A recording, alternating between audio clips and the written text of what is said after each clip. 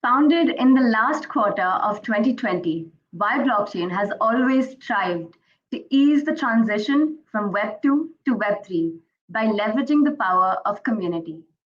Over the last year, we have had 550 plus blockchain enthusiasts spanning vast geographies and skill sets join our community. We also partnered with reputed engineering colleges in India to help establish and scale local blockchain efforts. Our team has grown twofold, and we onboarded more than half a dozen partners to mentor members of our community on Web3 projects and pursuing blockchain as a career.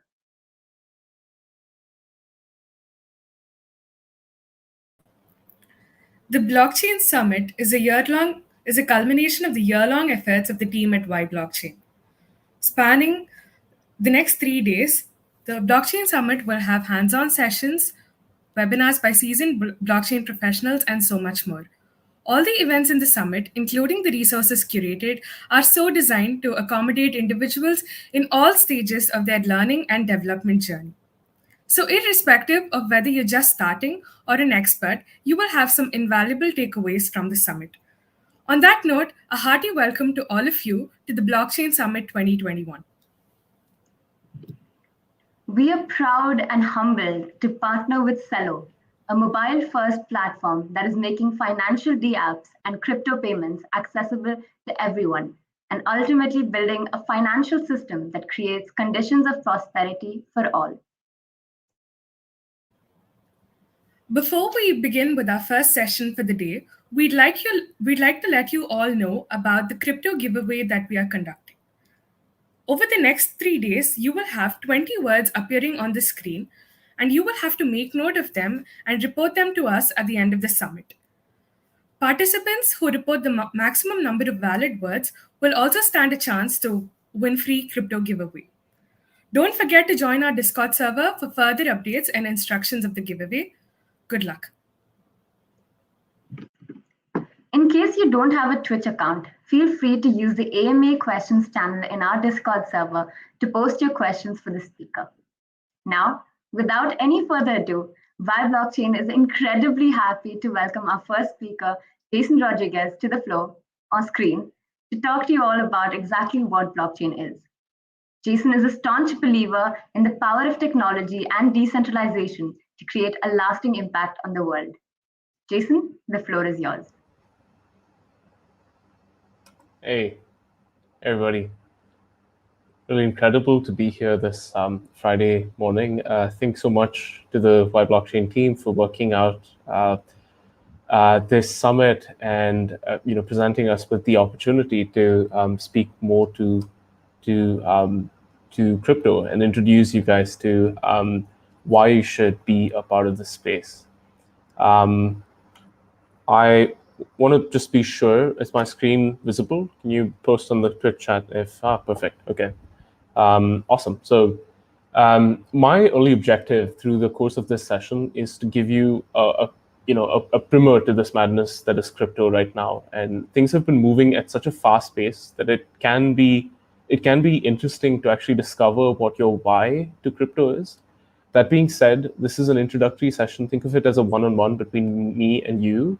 And if you need any help across your journey to discovering your why in crypto, don't hesitate to reach out to me on Discord or Twitter DMs. That's my handle right there. So without further ado, I'm going to dive right in and hold on to this journey. So thanks again, YBlockchain, for bringing this talk together. I think the mission of bringing crypto more widespread is absolutely underrated, and we can definitely do a lot with it. So I'd love to kick things off by talking about pizza, because everyone loves pizza, and what's there to not like about pizza? But interestingly, this is the 12th anniversary of this world-famous pizza. So why is this a famous pizza? Back in 2009 or 2010, there was a pizza that was sold where the person purchased it using 10,000 Bitcoin. Some of you may have heard about it. And what I think is absolutely incredible about this specific pizza is 10,000 bitcoins are now worth $593 million, and that's what, infinitely more pizzas. But the fact that it once sold for that much and went all the way up to the point that we're here right now and served the time-tested principles of time itself has been absolutely crazy, and it's worth paying attention to the madness that is crypto right now. And part of my goal through this talk is to give you that primer to get you started on your journey towards becoming better equipped to handle crypto. So a bit about background about myself, and I want to start with like a working agreement of how I want to speak to you today. So I'm currently a partner at Celo, mostly focused on developer programs, which includes but is not limited to our incubators, accelerators, hackathons, and all of that. I previously used to lead a lot of the ecosystem growth efforts around the region of Asia at C Labs, and before that used to focus on hardware R&D at DI. And so my working agreement with you today would be that I definitely want to listen to you and hear you out, and like what it is that you're doing. And this, I think, is sort of like a crypto spectrum that captures all the phases that people go through. So you've heard about it from your friends, family, about what is blockchain and what's crypto and like what's Web3, and you're trying to kind of get to understand the space more. And your motivations may vary, and we'll talk more about how you can kind of arrive at that at a later point in time as well. And just to kind of add on, I also have a session that I'll be doing on Sunday that's a bit more hands-on. So I encourage you to sign up for that and like stay tuned. Maybe subscribe to this Twitch channel, and then you'll hear back about that session. That'll definitely be a lot more hands-on. So my goal is to just help you move up the spectrum, and I will do that in whatever way possible. Feel free to use the chat. I think if you sign up, you'll be able to use the chat and raise your hands, make noise, talk about whatever it is that comes to mind as you think about crypto. And I'm here to listen, and happy to chat more to things that are there. This by no means is investment advice or us telling you to go buy crypto. It's more of you upskilling to learn more about the space and potentially be a contributor in the future. So there was one interesting phenomenon that went through a very similar hype cycle. And Gartner has this concept of a hype cycle where everything goes through a boom and then falls through the cracks right now. So this was a glimpse from CBS, or one of the news channels that talks about the internet back in 1994. And why I think this video is super special, the first time I saw it, as well as like beyond, is it in an incredible way captures exactly how people are feeling about crypto right now.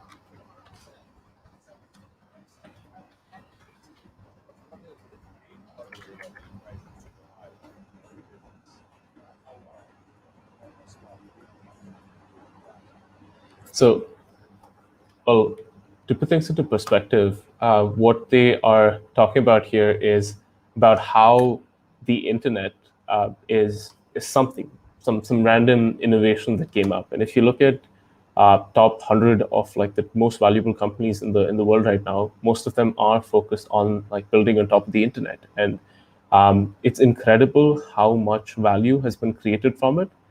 But most important trends, whether it's the mobile phone or the car, everything goes through a similar hype cycle where people treat it with incredible amounts of skepticism, and that's partly why I'm so passionate about this space, because it's full of skeptics that talk to crypto in a really interesting way. Right? And so crypto follows, in my opinion, a very similar cycle, and I think that there is something worth noting around here. Right? So this is a very popular slide from Andreessen Horowitz crypto startup school that was presented by Balaji Srinivasan, and he talks about why, or like why was it invented? Why was crypto and like Bitcoin invented? Now, just as like a PSA, public service announcement, I'm going to be using the idea of like crypto, blockchain, Web3, Bitcoin interchangeably for this session. But like moving forward, we'll definitely have more key distinctions that like come into the picture. Right? And do stay tuned and do subscribe to the next session as well to learn more. So without further ado, like if you look at the first image, that is how money was exchanged in the first place, where you had physical cash, and when it left from A's hand to B, A no longer had it, and so you never had this problem of it being in two places at the same time, which was a good system. But it's also very hard if you have very large volumes. And then what you had was you had something called naive digital cash, which was essentially serial numbers on top of it. So if you look at your money right now, you would see little index numbers on top of it. And when A sends it to B, A still has a copy of it. But that could lead to double spending, where A could end up going and spending the same money all over again, which in some sense led to the third one, which has a centralized trusted party in the center, which had C, which is a centralized bank that created this concept of digital cash for you, where A would deposit it in their account, and they would trust C to debit A and to credit B with that amount. And this would only work if the person is the trusted party in the center, and you do trust the central party. With that being said, that's not always the case. And why this is fundamentally innovative is if you look at the tab in like 4, decentralized digital cash is really interesting because it essentially replaces the idea of having a centralized party with the help of like miners, and that too updating the blockchain. Now, all of these may sound like complicated words to you, but just know that what is possible now through this system is for two people to transact absolutely trustlessly. You don't need to be transacting with people in order to be making the transaction go through. And this, in and of itself, is a huge innovation because all throughout you've always been thinking about any middleman to actually take care of your transactions, and this was really interesting. And by the way, shout out to A16Z's Crypto Startup School. I strongly encourage you to kind of go through it and pay attention to it. So now if you look at it, there are a couple of pros to centralization. Why did we get to where we are right now, right? So having a server and a centralized database where money's moving, which was like what was there in slide 3 in the previous deck, has a couple of pros. It's easy to update. It's very efficient. It's almost very fast as well. But at the same time, it has a lot of it has a lot of cons as well. One con, for example, if you look at the outage last week with Facebook going down and all of the services going down, it creates this idea of like one point of failure, which can often be very challenging for, and you need to maintain a ton of redundancy. Whereas if you have a blockchain network with sufficient decentralization, it reduces the chance for a single point of failure, which makes it a lot better to operate on top of. And the other is that there's a lack of sovereignty. What this means is you can't actually hold your money. It's the bank that's holding your money, but it's not necessarily you that's holding your money. While this may sound like a complicated idea for you to custody your own money the way you hold on to cash, we'll go into more depths into how this is being made possible through some principles in crypto, right? Now, you've heard pretty much everyone talk about Web3 pretty much interchangeably with like blockchain and crypto. Like, what is Web3 and like why does it really matter? So if you look at it, nobody talks about Web 1 and Web 2, but if you look at it, there is a lot of nuance here. So earlier in the 90s, there was an information engine where you would essentially, in Web 1, you would only focus on reading the data. So it was sort of like an information economy, right? You wouldn't write data to a database, but you would try to get all the data. So you would try to search on Yahoo or read things. And whereas then later on with email coming in and like social media platforms coming in, YouTube coming in, you had more of a way in which you could create a platform to read and write onto the blockchain. So this is from a very famous book called Token Economy by Sherman that I strongly recommend as well, that talks about like the history of the web, right?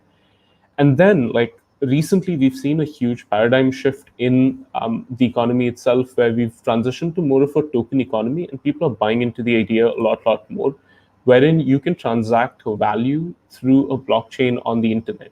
So now you're not only able to read and write data, but you're also able to add the idea or the functionality of money moving across from place to place, or value moving across from place to place. I wouldn't call it money, more like value moving across. So in this case, you're able to essentially read, write, and execute contracts and move deals through the smart contracts on a blockchain without any hassle. Again, we'll be diving deeper. Like all the sessions are primed to give you more of a background on this, and we will definitely be diving deeper. But just know that for all intents and purposes, we're right now using this idea of like a token economy and Web3 interchangeably, but moving forward, it's definitely going to present like unique distinctions that you'll learn a lot more about, right?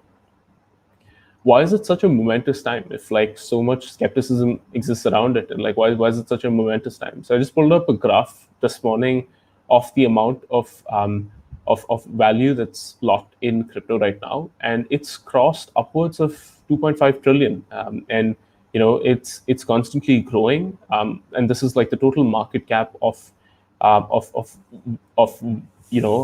the crypto as a whole, total market cap of crypto as a whole, and it surpasses how much Visa does in a day, which is incredible if you think about it. And there's a total transaction volume of $100 billion, which is much more than what we've seen the last couple of years as well. And this was just this morning that I looked at it and I was stunned by how fast it's been moving. And one good sign or like figure of merit for a space that you want to be in the future is one in which you have tremendous amounts of movement, and nothing compares to crypto, because each time I present this, my deck requires a complete overhaul and completely new updates, right? And it's incredible how fast this is moving. If you look at just the volume that you're seeing on transactions in Indian rupee across different chains, it's crossed about 350 million, which is absolutely brilliant just this week.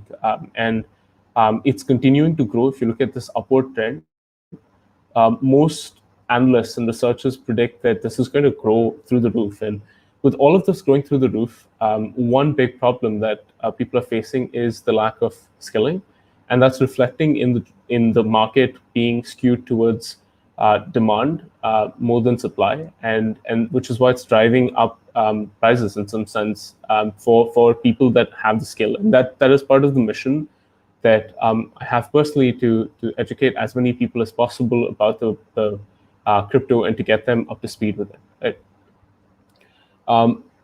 We'll talk more about DeFi, which is basically decentralized finance in the next couple of sessions as well. But if you look at just the upward trend that we've been seeing, back when I started in this space, there was less than $500 million in total liquidity that was locked into these protocols, and we'll talk more again about protocols as well in the upcoming sessions. But just looking at the upward trend right now, it's approaching almost $100 billion in total value locked. You could think of it as money that's being locked into the bank. And while this is not a direct figure of merit, it's definitely something to pay attention to in the long run, because it does give you a sense of like where the spaces move and how fast things can move over time. Right? So this is, I think, the most important thing that I want to talk to you about, which is why should you be doing this right now? And like, why does this matter right now? If you look at all the trends that I just flagged, there are so many things that you can do that have a tremendous amount of value. But I'll just highlight a couple of things that, like reasons as to why I think that you should do this right now. While, it may take a bit of investment of your time and energy to learn more about the space, I think it's well worth it, because the market dynamics, as I mentioned, are skewed towards super high demand, but very, very low supply, which is a good place to be if you are, if you're a talent and you want to kind of upskill, grow. There's like, you want to move towards spaces that have hotspots like this. So there is an incredible amount of talent that's moving across from companies such as Google, Facebook, all of the top companies in the world towards this Web3 and blockchain space, right? And it's not just technical talent, it's also non-technical talent. And this is something that we'll be talking more about, how you can mold yourself and prepare yourself to transition to being more employable in the near future. Another reason we think that it's really awesome is because it's completely open and accessible, completely open source. There is access to tons of funding that you could easily get your hands on and move towards. At the same time, the community is very open, so everyone wants, the incentives have been structured in such a way so as to make everyone win. And I think that that's incredible, because most closed source Web 2 ecosystems don't necessarily have that. And so here it's really interesting to watch that as well, right? There's a lot of scope that you have to make income that is not limited to just you working in a job, right?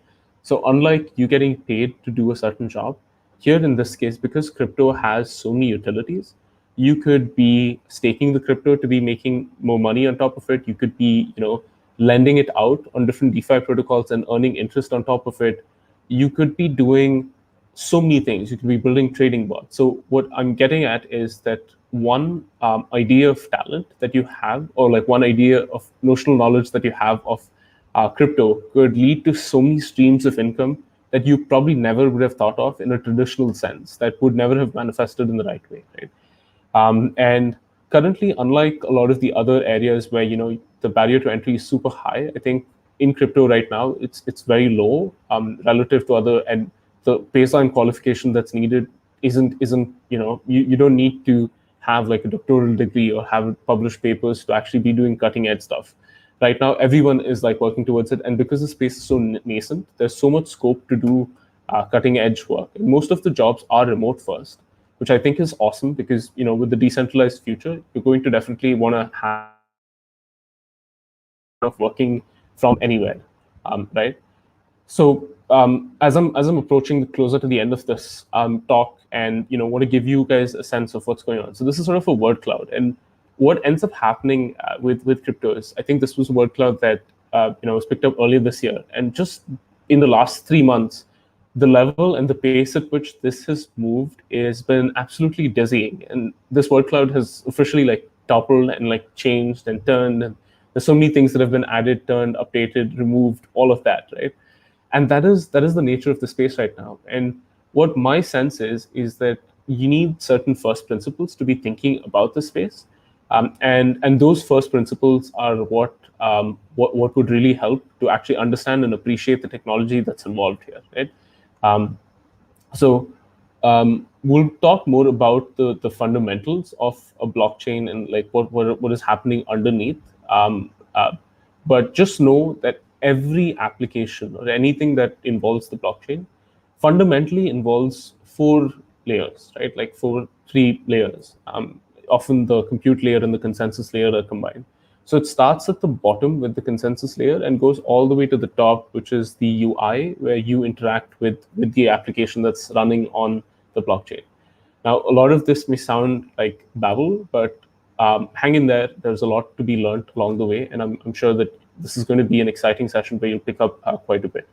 With that being said, all the applications and everything that we're going to be talking about will come back to this fundamental principle. And my general notional idea to like learning anything is to pick up the principles and then be able to move around. And that's the approach we'll be taking to learning about crypto here as well, right? And so that being said, I'm going to move into what's the best way to do this. I often get asked this, like, what's the best way to learn, and like, what's the best way to pick up all of this information? It feels so complicated. I've tried to do it, but it's just super hard. And so I understand all of your problems, and I want to help. And so some of the approaches that have helped best with this space is zooming in and zooming out. So oftentimes, the information that you take in may not make sense in isolation, but you need to zoom out to actually look at it, and then like zoom in all over again, right? And so what I recommend people generally do is, because it's such a multifaceted thing, pick up on one area, try to zoom in, and then zoom out. We'll take this with an example. So we'll talk about cryptography fundamentals, and then dive in a little more, and then zoom out to see how this is relevant, right? The second recommendation that I have is to get really, really hands-on. So we can play around with some test ether. We'll be doing a lot more with like a test net. And so this is stuff that will not cost you any money. But that being said, it's a really great idea to get hands-on with some of this technology, especially because in investing your time, effort, and energy, you suddenly start to feel a lot more invested, and you will learn a lot more. All my sessions that have been hands-on have received positive feedback, and that people learn a lot more. The third feedback that I have is exercise skepticism. Like, to actually push the frontier a little, you need to be asking questions that really matter. And so keep pushing the frontier by asking, exercising that level of skepticism, right? So with that, I will pause here and open the floor for Q&A. And thank you so much for being such an awesome audience. I'm going to open, my DMs are open. I'm happy to speak with you guys a lot more on other medium as well. And so, yes.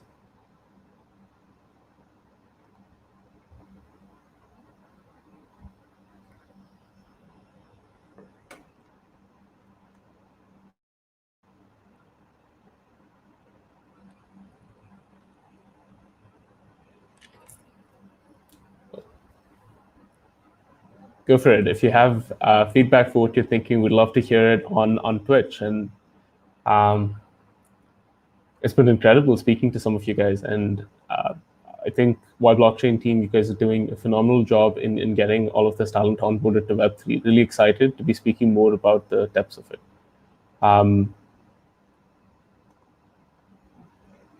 Just checking to see if we have any questions on our Discord server. That's awesome. Gotcha.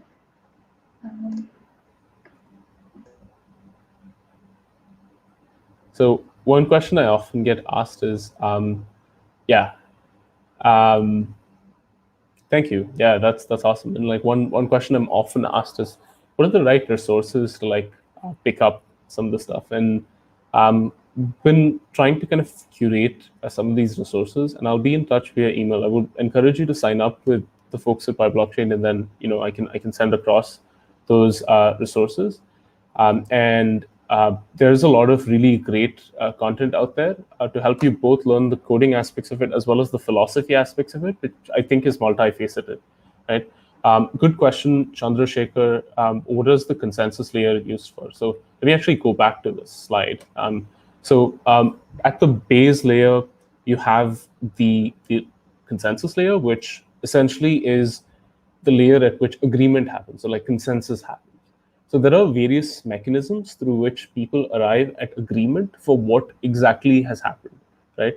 So hypothetically, if Anuga were to send some money to Chandrasekhar, how do we arrive at agreement for that transaction having happened? We just broadcast that transaction all across, and in some mechanism that's been designed, and we can go into depths for that as well. There are a variety of really interesting mechanisms, such as like proof of work, proof of stake, proof of authority, proof of history. In fact, you could be building your own mechanism here that allow for people to agree on things, and that is what the consensus layer is. So at the base of it is to agree on like something that has happened, because with a distributed, decentralized computer, if many people align on different things, it will be a lot harder for people to get a sense of what's happening. And since we're here at this juncture, just to add on, like there's the layer above it, which is like your compute layer, on top of which applications run.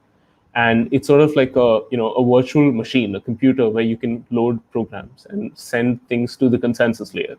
And these applications interact with the application layer, and then you have like front-end user interfaces that can interact with the blockchain directly. So a person doesn't necessarily have to go all the way to the miner to ask for transaction to be added to the chain, right?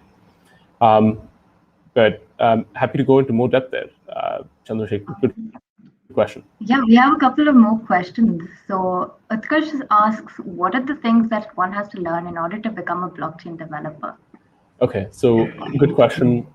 What I encourage you to do is definitely practice a lot of skepticism, but that aside, I think getting your fundamentals of how web application works right now is super important. The reason is that when you move to blockchain, it's a fundamentally different way of thinking to begin with. But I can give didn't read a summary of it.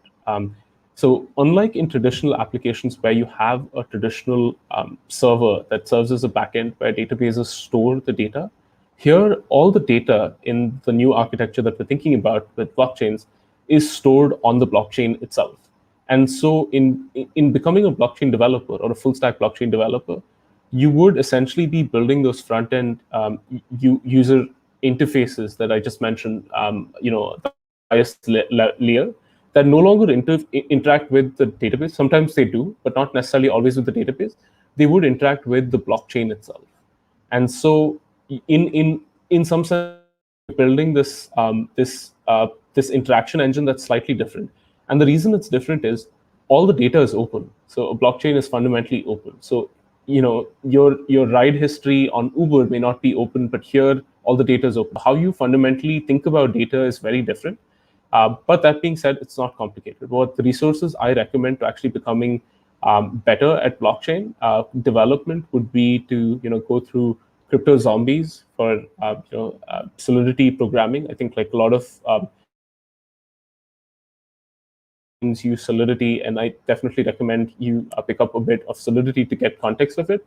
Additionally, like pick up on stuff on the ethereum.org website. We definitely have good documentation on the Celo website as well, talks.celo.org, always available to chat as well. And I can share more links in the Discord channel as well so that you can tune in there and get them as well.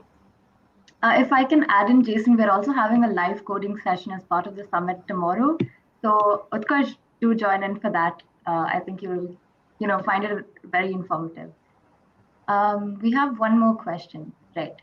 So you mentioned different goals for investing in crypto. As far as I know, it's investing and staking. What are the other goals? Without a centralized system, how is lending for interest possible? That's an awesome question. So let me break this down, right? So I wouldn't say that there are goals. They're more like ends to actually be earning money in crypto. So what I mentioned was that you could be earning by means of a job and like be earning in crypto, or you could be investing that crypto, trading that crypto to make like capital gains, or you could be staking that crypto. There are a variety of others where you could be voting, like you could be doing governance votes, where you could be placing your crypto as stake and then be making votes on the blockchain at the consensus layer to essentially make like the blocks get added in some sense. So as a miner, you would need to lock in some amount of stakes. So that's another way in which you can lock in some value, delegate it, and earn rewards through it. So just generally in the crypto space, just by holding a bit of crypto, you could be making a variety of avenues through which you could be making money. And providing liquidity is one that's like extremely popular right now. So any marketplace requires liquidity to be in the market for people to access it. And more the liquidity, the lesser the spread for when people decide to borrow or to like take market from a pool of liquidity. So in providing that liquidity as well, you are making money because like people reward you for that. And so there's a lot of distributed ways to do this, right? So these are some of the avenues, but there's a variety of ways. Like you could be building your own trading bot and be each time something moves up and down, like because all the information is fundamentally open, it's very easy to be building a trading bot. So if any information is moving up or down, you can easily move things around and learn a lot more. So what are the other goals? These are some of the others. And like without a centralized system, how is lending for interest possible? This is an incredible question. In a nutshell, in a nutshell, I think the way in which people do it is in a decentralized way that involves the blockchain is through the space of decentralized finance. And how this is you could be supplying your money to a pool where you don't necessarily need no central party owns the pool, but you can be interacting with the pool without anyone essentially owning. And the way this happens is through some cryptographic primitives that make it possible for you to essentially send money across to another pool, and then that could be lended to other people that are in need, that could be placing crypto as collateral. And all of this, like the magic of it, happens when you actually interact with it. My encouragement to you, Zaman, would be to try and interact with a cryptographic protocol. No real money, just go interact with it. When you see the process of lending and borrowing happen in a completely decentralized way, it'll blow your mind, because the amount of operational costs and the efficiency at which it operates to provide loans and the speed at which it does it, it's absolutely incredible. And like, I definitely encourage you to do it. Our hands-on sessions will definitely help more with this. I think we're at time, but that being, feel free to ask. I'll be around on Discord, and so you can feel free to ask questions there, and like we can definitely speak more to that as well. This has been a really incredible session. Thank you so much for hosting me. Thank you so much, Jason, for that crisp and comprehensive look into blockchain. And we will answer the rest of your questions on the Discord server, everyone. So go ahead and join that. Our next session by Vijay Praveen will start at 5:30 p.m. IST sharp, which I'll be talking about applications at the intersection between artificial intelligence and blockchain technology. And you'll get more updates on the Discord server. So see you all there. And yeah, thank you, Jason. Thank you, everyone, for tuning in. Thank you.